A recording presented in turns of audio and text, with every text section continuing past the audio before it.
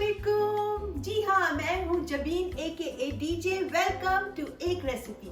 आज जो चीज बनाने जा रहे हैं will leave you speechless, you and your guest and your family, because हम बनाने जा रहे हैं अखरोट का हलवा। यकीनन आपने ट्राई किया हुआ होगा, लेकिन जिस तरीके से मैं आज बनाने जा रही हूँ वो परहैप्स आपने नहीं ट्राई किया होगा। तो चले बनाते हैं अखरोट का हलवा, न्यू स्टाइल, डीजे स्टाइल। आप भी सोच रहे होंगे ये हलवा बन रहा है और प्रेशर कुकर। तो जनाब इसकी एक्सप्लेनेशन यूं है कि इस हलवे के लिए हमें जो मिल्क चाहिए है वो है कैरमलाइज मिल्क बेस्ड कैरमल और दुल्से डी लेचे। अब ये जो है हर दुकान पे तो मिलता नहीं है कैन में इस सूरत में, तो उसके लिए आपको बताने जा रही हूँ कि अपने घर में आप regular sweet and condense milk से दुल्से डी लेचे कैसे बना सकते हैं। तो उसके लिए प्रेशर कुकर मैं यूज़ कर रही हूँ, लेकिन अगर आपको प्रेशर कुकर यूज़ नहीं करना है तो आप देगची यूज़ कर सकते हैं। ज़रा टाइम ज़्यादा लगेगा लेकिन रिजल्ट वैसे ही मिलेगा। तो कम टाइम के लिए मैं प्रेशर कुकर में ये वाला जो regular sweet and condense milk है ना हमारा, ये मैं इसके अंदर डाल रही हूँ। और हमने मेक श्योर करना है कि पानी ऊपर तक कवर हो। पानी जो है वो कम नहीं रखना है, इसको ये सबमर्ज्ड हुआ हो। ये हमारा ये जो कैन है ये सबमर्ज्ड हुआ हो। और फिर अब हम इसका ढक्कन बंद करेंगे और इसको चूल्हे पे चढ़ा के जैसी सीटी बजनी शुरू होगी उस वक्त से लेके 45 मिनट्स में ये रिजल्ट आपको मिल जाएगा। इस तरह का अंदर से जैसा ये होता है ना कैरमलाइज ब्राउन मजेदार सा, वैसा आपको हमारा रेगुलर कंडेंस मिल्क मिल जाएगा।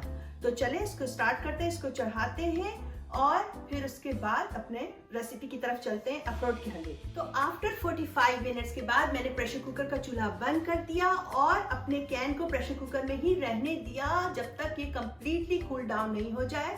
और उसके बाद आपने इसको खोलना है वरना इट कुड एक्सप्लोड। तो ये देखें मेरा कंप्लीटली ठंडा होने के बाद ये देखिए क्या खूबसूरत सा हमारा कंडेंस मिल्क है, बट इट्स नाउ इट्स कैरमलाइज्ड। तो अब हम ये अपने हलवे में यूज करेंगे। तो मैंने अपनी कढ़ाई में हाफ अ कप बटर डाला है और तेज आंच पे नहीं मेल्ट करना इसको, बटर को जलाना नहीं है। और हल्की आंच है यहाँ पे, मीडियम लो एंड लो के दरमियान है।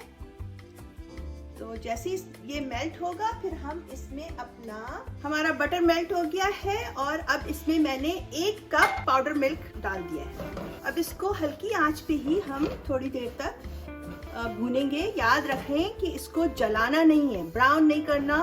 थोड़ी सी देर के लिए सिर्फ 3 to 4 मिनट हल्की आंच पे इसको हमने चलाते रहना है मुसलसल और भूनना है यूँ कहने। तो हमारा नेक्स्ट इंग्रेडिएंट है एग्स।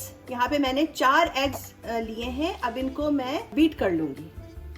2 से 3 मिनट के लिए जब मैं इसको हल्की आंच पे भून रही थी और अब मैं इसमें अपने 4 एग्स जो बीटन हैं ये डालूंगी। तो ये देखिए मैं इसको बहुत हल्के चला रही हूँ, बहुत विग्रसली मैं अपने मिक्सचर को नहीं चला रही क्योंकि मुझे थोड़े से बिगर पीसेस चाहिए अपने अंडे के जो मैंने डाला है। तो देखें मैं हल्की आंच पे अपने मिक्सचर को, अंडे और पाउडर मिल्क के मिक्सचर को 7 to 10 मिनट्स हो गए मुझे करते करते। और ये this is what I mean when I said कि मुझे बिगर पीसेस चाहिए। आप ये देख रहे हैं ना कि इसमें बिल्कुल बारीक सा नहीं है, ये स्क्रैम्बल एग की तरह लग रहा है लेकिन स्क्रैम्बल एग की तरह सॉफ्ट नहीं है, फर्म है, बिल्कुल सॉफ्ट नहीं है।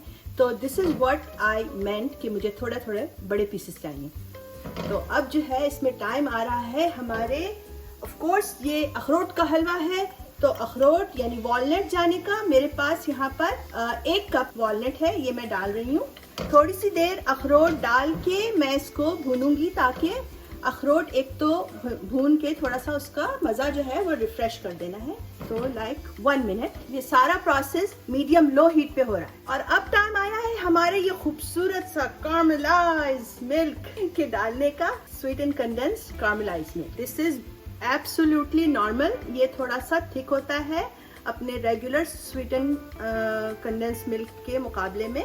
बस अब हमें इस मिल्क को इन सब चीज़ों के साथ कोऑपरेट करना है अच्छे से इनकॉर्पोरेट करना है अच्छे से और फिर इसको हमने जमाने के लिए बर्तन में निकालना है। और आंच हमारी लो ही रहेगी, हमें किसी चीज़ को बर्न नहीं करना। टॉप पे से थोड़े से और वॉलनट जो कि क्रश हुए में, बहुत बड़े बड़े पीसेस में नहीं डालना, छोटे छोटे से, और बहुत पाउडर फॉर्म में भी नहीं डालना।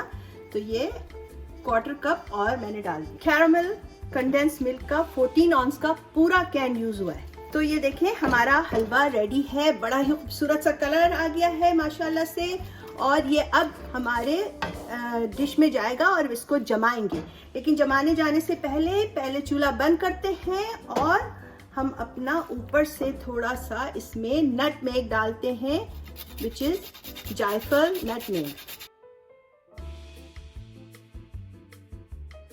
दैट्स इट, बहुत ज्यादा नहीं डालना। तो ये देखें हमने अपने डिश में हलवा जमा दिया है, लेकिन अब आपको सब्र के साथ इसको ठंडा होने देना है। और अगर आपको बेसब्री है मेरी तरह तो फ्रिज में रख दें इसको, और जब अच्छे से ठंडा हो जाए like half an hour to 45 minutes, फिर उसके बाद इसके स्लाइसेस करेंगे और आपको कट करके दिखाएंगे कि कितना गॉर्जियस और कितना मजेदार है ये हलवा। तो चलें फिर मिलते हैं 45 मिनट्स के बाद। 45 मिनट्स ठंडा करने के बाद सुकून के साथ फ्रिज में मैंने इसको निकाला। इसके स्लाइसेस बहुत आसानी से कट गए क्योंकि सेट हो गया था हमारा हलवा। और अब ये देखें जनाब, ये ब्यूटी हमारे सामने है और ट्राई करके बताते हैं आपको कि ये कैसा मजेदार सा हलवा है। बिस्मिल्लाहिर्रहमानिर्रहीम।